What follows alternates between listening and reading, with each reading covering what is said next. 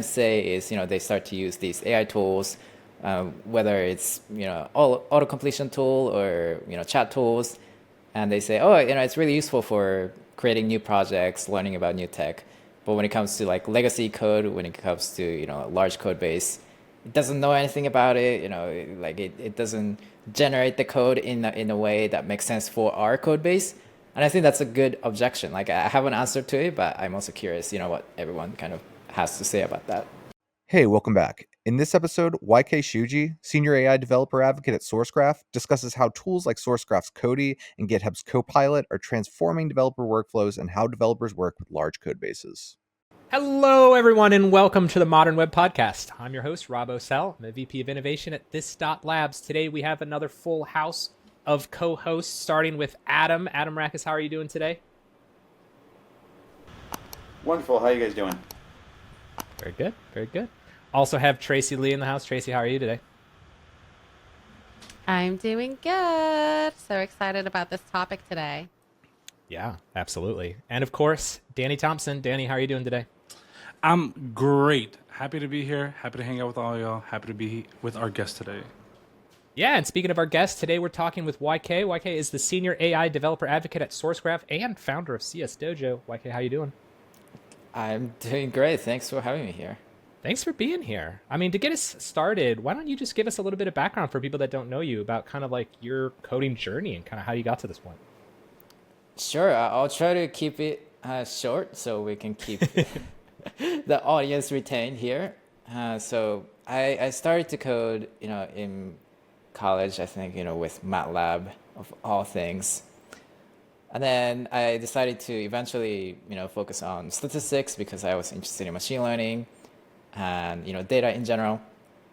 And long story short, I was a software engineer at Google for a while. I started my own YouTube channel, educating developers on data structures and algorithms, stuff like that. And then after ChatGPT, I was like, this is great. This is my thing. I really felt like I was kind of waiting for that moment. So I jumped in, I started to develop apps, AI-driven apps, and that's how I eventually landed my gig at Sourcegraph. So you were doing machine learning up before kind of the explosion of ChatGPT, and then so what changed for you then when that launched? Like what did sign up day look like for you? Was it like switching careers at that point, or just your focus, or what did that look like for you? Right. To me, it was a lot of excitement. I know it. I don't know if this is a good comparison, but I know a lot of people were excited about Web3. I wasn't. I was like, okay, that's cool. People are excited about it. It's not my thing. But to me, what didn't excite me enough about machine learning by itself is, kind of the technicality of it, training models. I couldn't quite, get into it. I was more excited about, the application side of it. And I thought, with ChatGPT, people used to call some of machine learning AI, but it was kind of, hyperbole for me. I think with ChatGPT, it really felt like artificial intelligence. It felt like an intelligent being.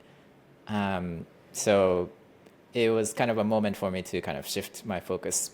Not quite my career, at the moment, but, in my own time, like spending more time learning about it. We're gonna go into a lot of depth, but I'm kind of curious now, a couple of years forward from that then, since you've been excited with it since sort of the very beginnings of it. How are you feeling now?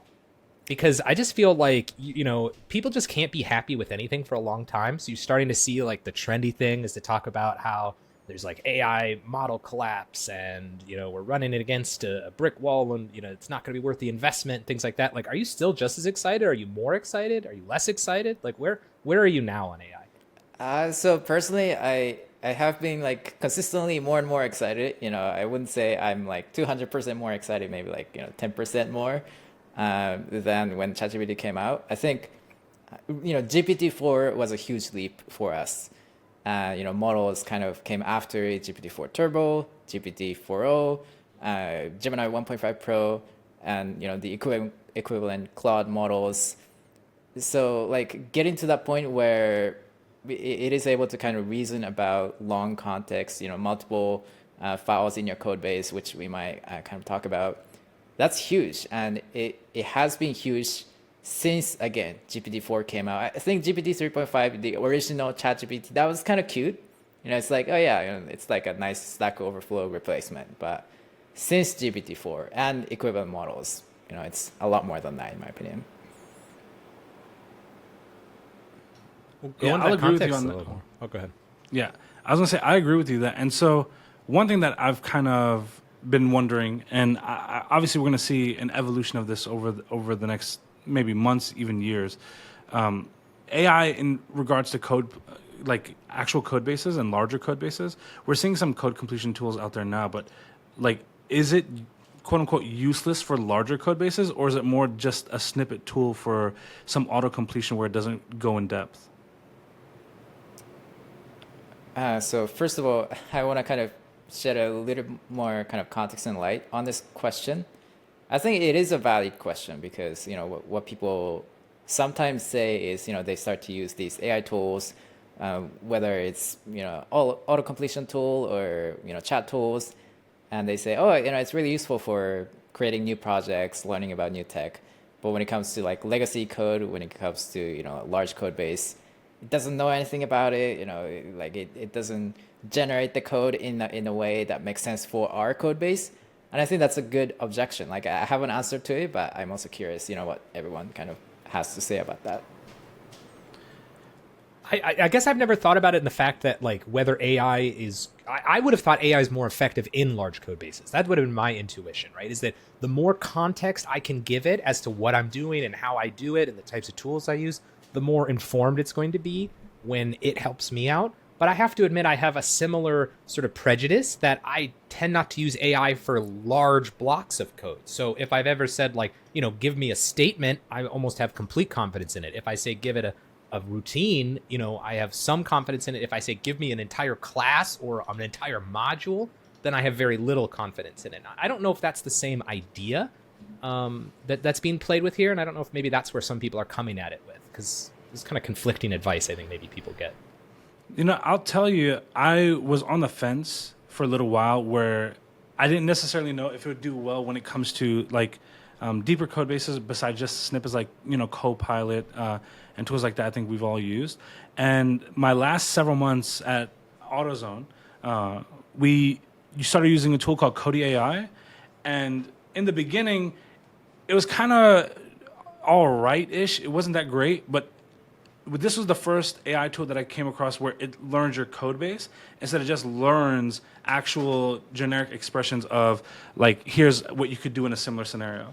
And after like a few weeks, the code suggestions I were getting were way more specific because it was looking at the context of the actual components and files. That was actually pretty impressive to me. And we talked about it internally quite a bit because that was one of the few instances where we're like, these are actually quality suggestions.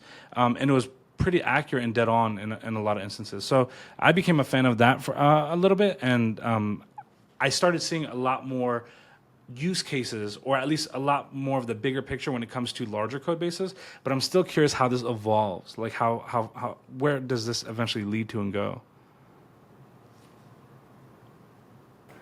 I mean, I personally really love GitHub Copilot. I think it can help beginners in a lot of ways. So the autocomplete feature in GitHub Copilot can help you complete code.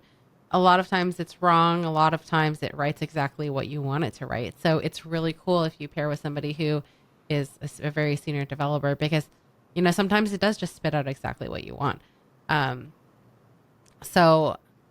sometimes it doesn't, right? So I think the tool generally, there's going to be better tooling. I feel like there's going to be, AI generally and understanding code, understanding what it's supposed to do is going to get better and better and better, which will definitely help large code bases, small code bases, etc.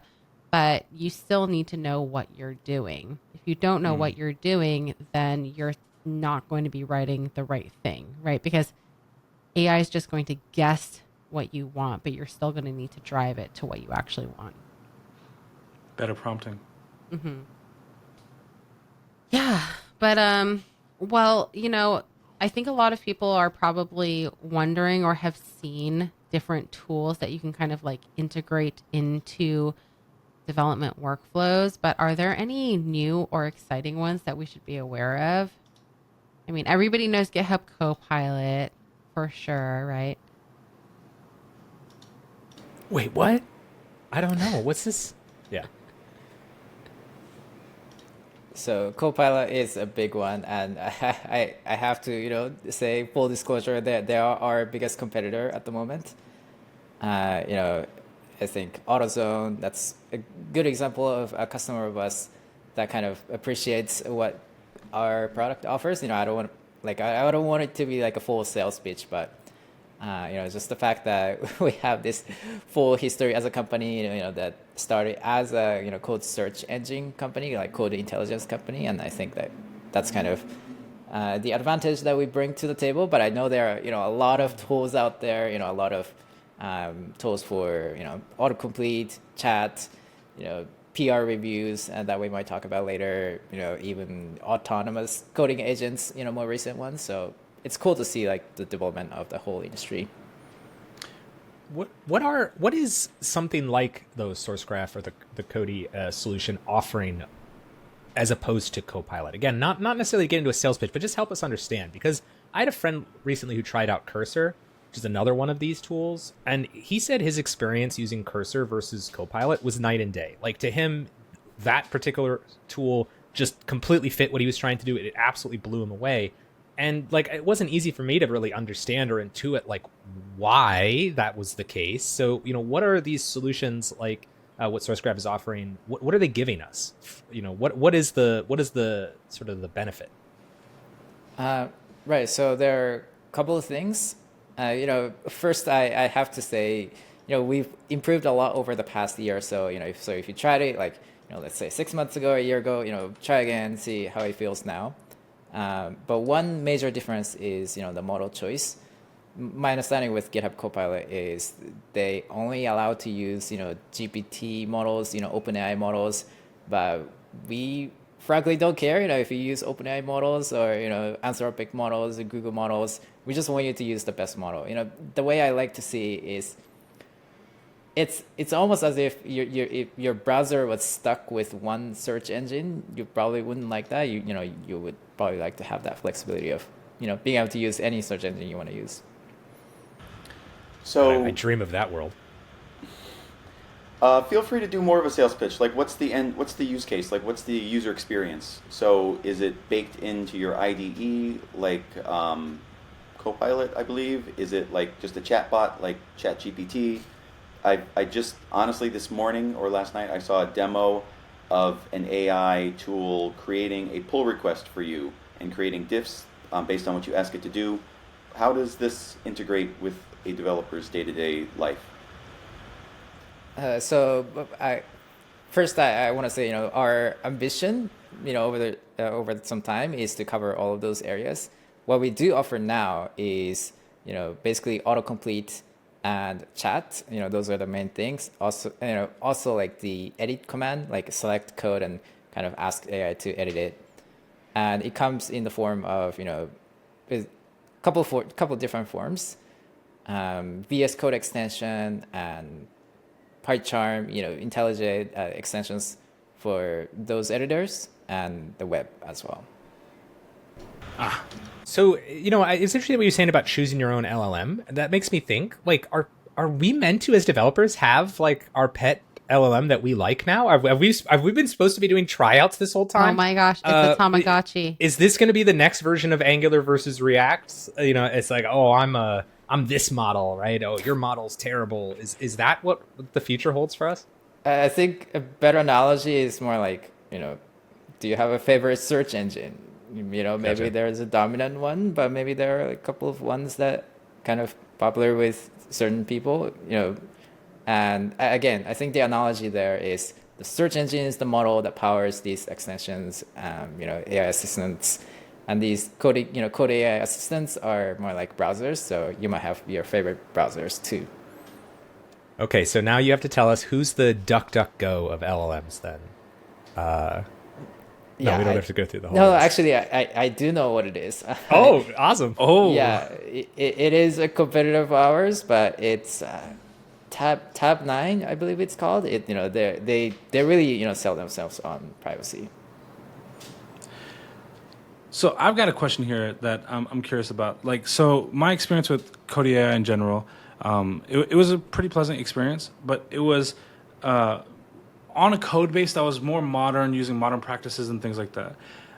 What I'm genuinely curious about, and I wasn't able to test this myself, is how a code completion tool with a code search that you kind of went over already digs deep into like a legacy code base that may be using like outdated practices, or maybe it's using techniques that aren't necessarily the right way to do things now. Will it like try and update them and break stuff? Will it be a a migration headache of trying to uplift and bring it to a more modern approach in areas maybe that you don't necessarily need that? Or will it be able to read that context and realize, okay, this is a bad practice, but it shouldn't necessarily be a suggestion that we're making now for newer code going into this thing?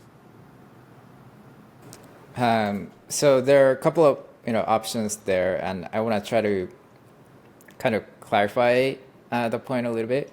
So there's autocomplete and chat. I would categorize the edit function, select code and edit. I would categorize that more towards chat as well. And I think that there is a difference there because typically models that go into autocomplete are not able to take instructions or external context that well. They are able to, but that's kind of a next step in this particular conversation. With chat, the key is to provide the right context. Is it I don't know what Java versions are available there, but is it Java X? Is it Java like Y?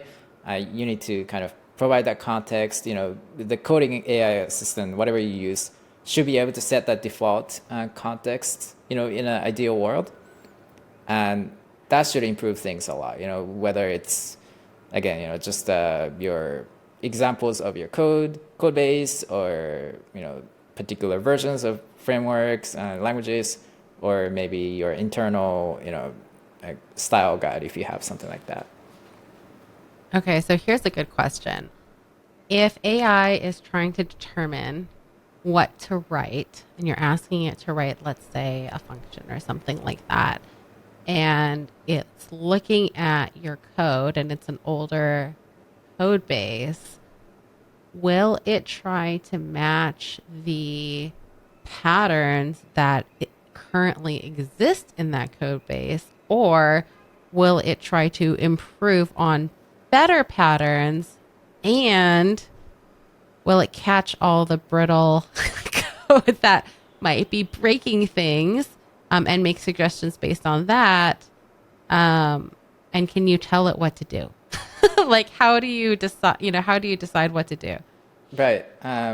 So I think it's good to kind of quickly go over what a large language model is, and it is at the end of the day a statistical model that tries to find what's the latest statistically more likely answer to your question.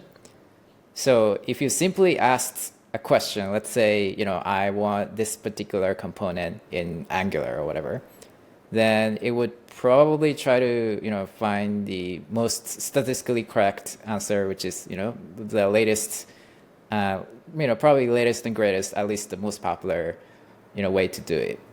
That might be the most recent version of Angular in the training data. But again, it depends on how the context is structured.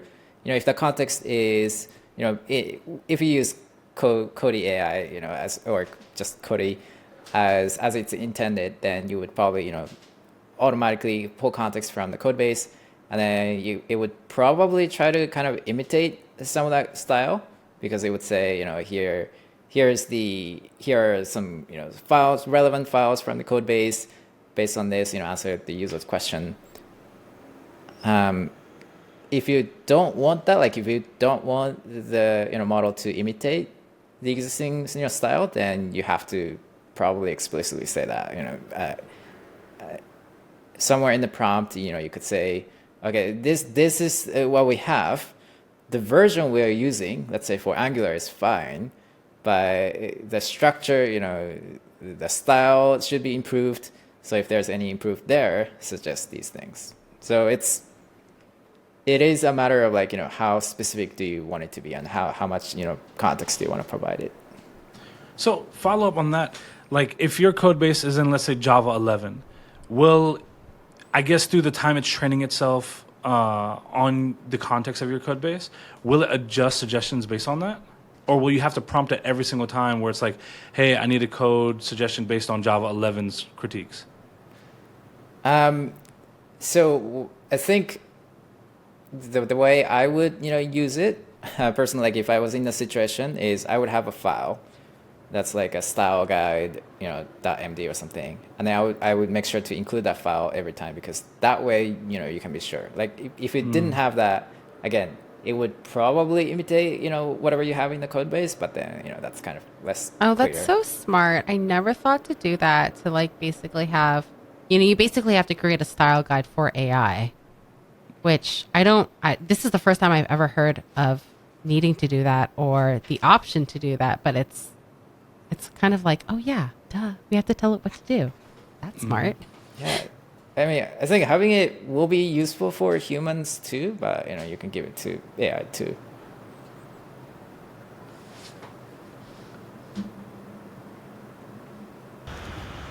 Go for it, Adam. Hey, I've got a question about AI and sort of how sustainable it is. There's a ton of misinformation out there in social media for various reasons. I've seen a lot of claims that AI LLMs are very energy intensive, and they're very energy intensive. Are we at a place where sort of VC dollars are subsidizing some of these tools like GPT, Copilot, or is the sort of cost per request low enough that these pricings as they exist currently are actually sustainable, or is this bubble going to pop at some point and GPT is going to cost like $75 a month? So when GPT-4 came out, in the first place, I think they set the price too low. That's just my personal opinion, right? I think it was like $20 a month, and GPT-4 was an expensive model, but every subsequent model became kind of, slightly better. You could argue, slightly worse, but kind of comparable intelligence, but cheaper. So, GPT-4 Turbo was slightly cheaper than GPT-4, and supposedly it was better model. And GPT-4o was, smarter than that, and again, slightly cheap, much cheaper than GPT-4 Turbo. And then GPT-4o Mini, which is, supposedly comparable to GPT-4. I'm saying a lot of things, but supposedly comparable to the previous models. It's pretty smart too. So the trend has been, basically the same sort of level of intelligence, and the price has been going down, and it seems like it's been the same for Google and Anthropic as well. So I'm not I'm honestly not too worried about them spending way too much money, or setting having the price be too low at this point. I was honestly surprised that that's where the industry seems to be realizing is important, because I was kind of with Adam, or at least the fear side of what Adam was saying was that we were just in the intro phase and you just had to wait to see what the actual cost of this was all going to be. But it seems like each time you hear an announcement like the 4.0 Mini,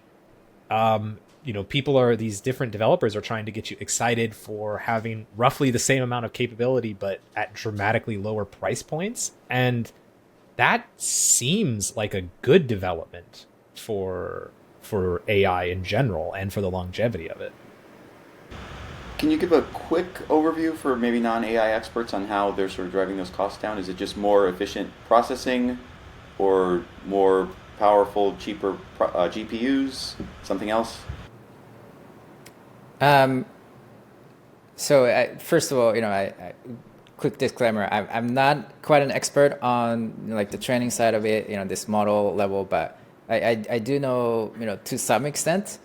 I talked to someone from one of these, research companies, let's just say about a week or two ago, and what he said is, one approach they use to drive the cost down is they have what they call like a teacher-student method, where they have the most advanced model, let's say GPT-4o, that teaches a smaller model or trains a smaller model. So they have a certain weights and biases for, let's say, GPT-4o, and you have fewer number of weights and biases for GPT-4o mini. I'm not sure if it's the way they trained it for this specific model, but presumably they did it that way. They would kind of have the larger model give a bunch of examples of how the smaller model should behave, and apparently that kind of compresses the model a lot.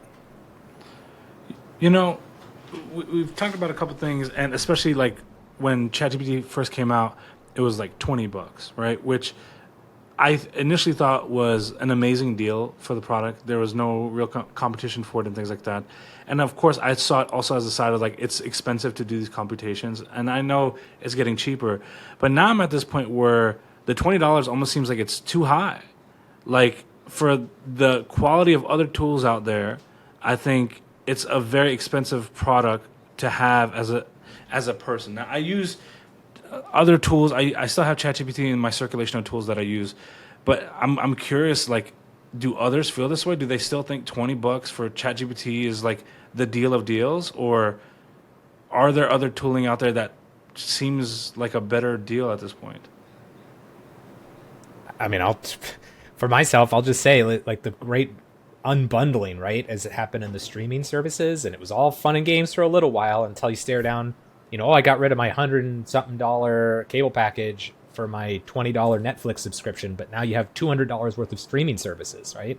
And so I know that, at least for myself, I have been reluctant to try out more AI powered tooling because they all come with monthly fees, because they all have to pay for their tokens.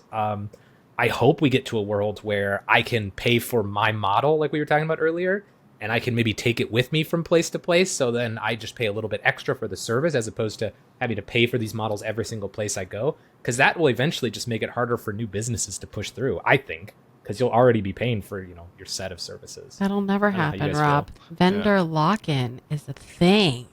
That's what they all want, right? Everybody wants to be locking you into their models because their models are better. Well, but even if they're not better, the point still is that they're going to be integrated with what you do. So if you're spending the majority of your day integrated with AI tooling, think about how much friction that creates for you to go to something different. You're going to be so ineffective until you get up to speed with the next model, even if it's better. Exactly. Right, I know, but they're not doing anything hostile there. That's just literally something has become so critical to the way you work. It's like developers don't go shopping around for new IDEs every week. There's a reason for that, right? You learn yours inside and out. And so, I do wonder if that's going to continue to happen. I guess that's why the first to market thing really matters in this space, right? Because once you get used to that workflow, you're stuck for life. I mean, I can't remember the IDE I used before VS Code. What was the popular one before VS Code? Who's the oldest one here? Just kidding. Might be me. But I can't remember. I can't remember. Yeah. I can't remember the name now. But yeah, and then I remember switching to VS Code and never looking back. So, I mean, it really is that vendor lock-in thing. But when I was learning code, I wanted to be edgy and avoid. Not WebStorm. Was it WebStorm? It was not WebStorm. Nah. I'm going to ask ChatGPT right now. Yeah. I wanted to be edgy and not use VS Code, since everybody used VS Code.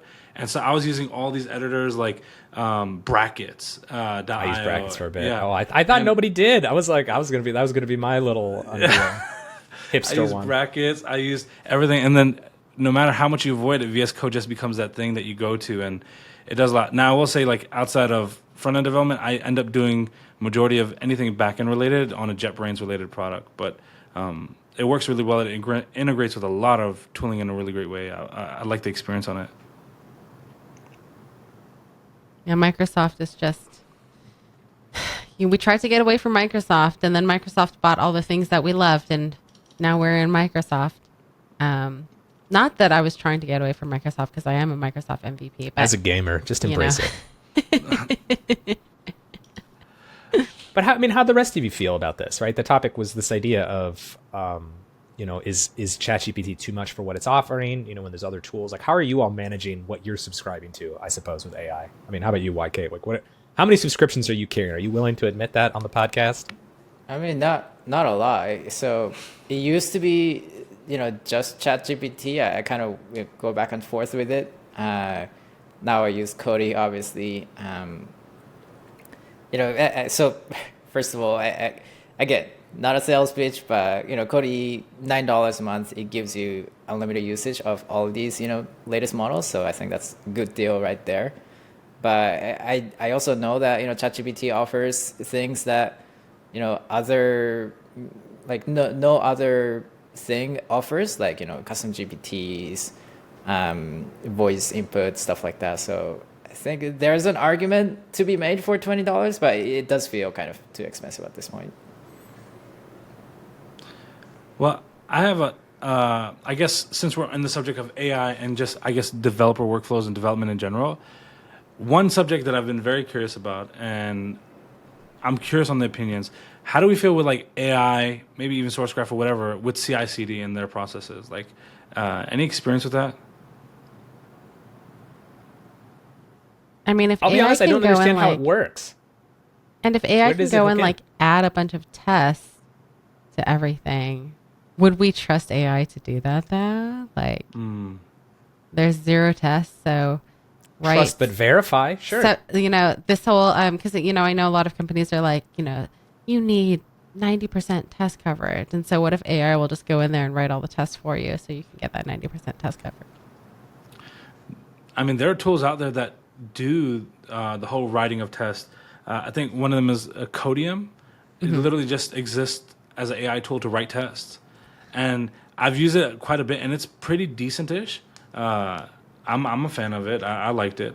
But I do find myself having to, maybe it gives you the boilerplate, and then you still have to add additional things. It doesn't make it 100% out the gate ready to go. It doesn't have the context. I will say that it doesn't develop it with the mindset of a context. And I'm wondering, like, then if it does have context, will it develop better tests? Well, it should. Or maybe you can give it like an example, just like it wasn't called it YK, you didn't call it a design doc, but whatever that was, you can kind of give it a test example and say, hey, write all these tests just like this. 'Cause I know a lot of people do that, right? A lot of people tend to say, hey, can you write me tests for all these other things, or like refactor all my jest tests, for example. And that seems to work out well, but it would be amazing if there was a tool that just integrated automatically to convert everything. I'm honestly almost more excited about it, less about unit testing and more about end-to-end testing. Like, I don't know how realistic these products are, or I haven't heard the latest art on it, but the one that really caught my attention was the idea of training models with your user analytics, like what people are doing, and even furthermore, giving it the context of maybe your functional design specs, so that it understands, what are the things the system's even trying to do, and then loosing these like AI agents into your end, your final system, your pre-prod system, and just letting them explore around. I just think that is such remarkable potential, because it's a version of testing that has always existed, and I've never found a way to greatly automate, which is like the monkey testing cycle. You get to the end of your development thing, and you just tell your developers or your testers for a little bit of time, just go in there and do stuff. I don't care what you do. Don't do it off the plan. Just go in there and do stuff. Be users for a little while. And that's usually when you find some of your best like bugs. When I say best, I guess hardest bugs, weirdest bugs, is when people get in there and really start walking the cow past themselves. And if you can just do that with nonstop all the time with AI agents, I mean, what that's going to unlock is huge. Yeah, walking the cow past itself. That's the first time I've ever heard of that. Anybody else? The cow pass? Because you pave the road to the things you want the users to do, but that they use what they're going to use. They use what is meaningful to them. So if you can send your AI down the same thing that your users are doing. But that's kind of what you're talking about. Like, when I hear you talk about that, I think about the custom GPTs that you can create, right? You can upload all this information and create your own custom GPT. I mean, you can even do it with like RAG, right? And is there a tool that, works in code bases that you can kind of do very similar things to, right? It's not just about, hey, YK giving some example document and having the AI create code based on that, but can you actually just upload all of your standards?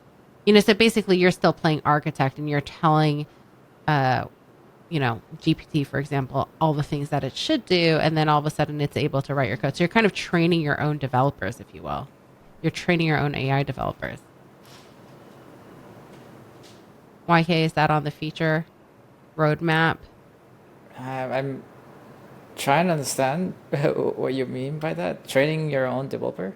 Well, so, with ChatGPT, right, you can create your own GPTs. Yeah. And so when you Well, create your own GPT, They had like Devin, right? Like the idea of having like automated coding agents, because there's this idea of like using these tools as tools, but there's this idea of like having autonomous AI coding agents that then you're just like the development manager of, and they just you keep giving them tasks and they just keep coming back to you with finished code and maybe review it for them and send them off. Is that kind of what you're talking about, Tracy? yeah, exactly. I mean, yes, generally. Yeah, I think there's something there, and I feel like there's kind of a lot to unpack from the past couple of minutes of this, the discussion. So Devin and autonomous agents, there's definitely something there, like for simple stuff, for like writing tests, or like things you don't want to do, like go look for this particular file that I can't remember, what it's called. I think it can be useful, but my personal kind of opinion and educated guess is that it's not going to replace like all these other tools. Like autocomplete is still important. Generating tests is important. Chat is also important, but there's definitely something there. And what Rob said about integrated testing, like I guess end-to-end testing, that will be really cool. I think it's technically possible now. It might not have been possible like a couple of years ago, so it's going to be super, super cool to see that. As with everything goes, it's really about who makes the tool that wraps it, right? That's ultimately the thing, because I think that's what I've been finding out, is that if you just use a raw model for these things, it does okay sometimes, especially if you get good at prompt engineering. But it's when somebody wraps it and does all that manipulation for you and that engineering for you and then puts it into a tool, that's when I've seen the coolest results. So we're waiting. If you're out there listening and you're working on this tool now, let us know. We will highlight it. I've got a slightly different question. Sorry. Go ahead, Tracy. I just heard that. Go ahead. Well, I was going to say, YK, I'm curious now with obviously your interest in AI. Your YouTube channel, almost 2 million subscribers. It's growing. It's about to hit that milestone. Like, is that going to be a pivot towards some of the content that you got going forward? Is it going to be more AI focused than perhaps previously with Python and DSA? Yeah, 100%. So, part of the reason why I slowed down on my YouTube channel to some extent was because I felt like I sort of needed more inspiration. I explored front end a little bit, React, and that's cool, but I wasn't like excited enough to go all in on that. Web3, same thing. I looked into it. I was like, okay, that's kind of interesting. Yeah, I definitely want to make more content on this. And the way I think about content nowadays is I don't want it to be just content. Like if I were to say create a Golang course, I could probably do it. I could like kind of learn it a lot better and teach it. But like, what do I get at the end? Just a course. But I think if I'm able to like create a cool app, let's say a cool Mac app, learn Swift along the way, then I'll be able to kind of make a course and have a cool app at the end that I can use personally too. So that's kind of how I think about content these days. There's a New York Times article about this recently, which I thought was really fascinating. I think this is a big push and pull in the AI industry, right? Is this idea, not in the discussion, about it. The New York Times article was about an author who had some of their works were part of the training models for ChatGPT. And so they basically had contrived this experiment where they had each of them write a short story, like 1,000-word short story. And they, the ChatGPT was trained to basically give the story in that author's style. And then they posted both of them in the article. And it was pretty funny. like, I think that's just always kind of been the way, right? This is this dream that AI is already at this place where it can just fully supplant humans, at least in the content creation or like in code generation. And I think it's not there. And I don't know that anybody was saying that it really was there. Or at least the people that were maybe weren't being completely serious or shouldn't have been taken so seriously. Do people agree? I think my perspective on like AI creating content in general is it is helpful for like speeding up your process. Um, this might be kind of a controversial example, but if you're like an independent movie director, you don't have the money to hire 100 actors. You could AI generate 100 actors potentially, if it's good enough. But the problem with AI, the way it's currently built, is that it's pretty average. I mean, like I said, it's a statistically correct answer, but that just means it's kind of average, maybe slightly above average. So if you want to, go for like average story, average plot, go use AI, rely on that. I mean, I think I can almost always tell when something's AI generated or when someone they want to get a blog post out to get a blog post out. So they make an entire blog post from ChatGPT. It's like very obvious. Or a good friend of mine, they were hiring for a role and they said one candidate specifically answered every single question via ChatGPT because I guess they were nervous about giving a bad answer. But one of the questions was, tell me the name of an activity that you enjoy. And so instead of just doing the one word baseball or jiu-jitsu, and the answer was jiu-jitsu, they ended up coming out with the entire history of jiu-jitsu in their answer. And they're like, what are you doing? And so I think ideation, it's pretty good, but you're going to have to tweak it to be more human, more enjoyable, more creative. You have to be smart about the AI. But it is really funny when people do that, especially when, I remember this one guy responded back to me and he used all these funny words. And you could tell that, the GPT was kind of being a little, not silly, but using words you wouldn't typically use in a casual conversation. But I enjoyed it. I thought it was really funny. He turned out not to be weird. And that's how I Yeah. get Lee. Oh,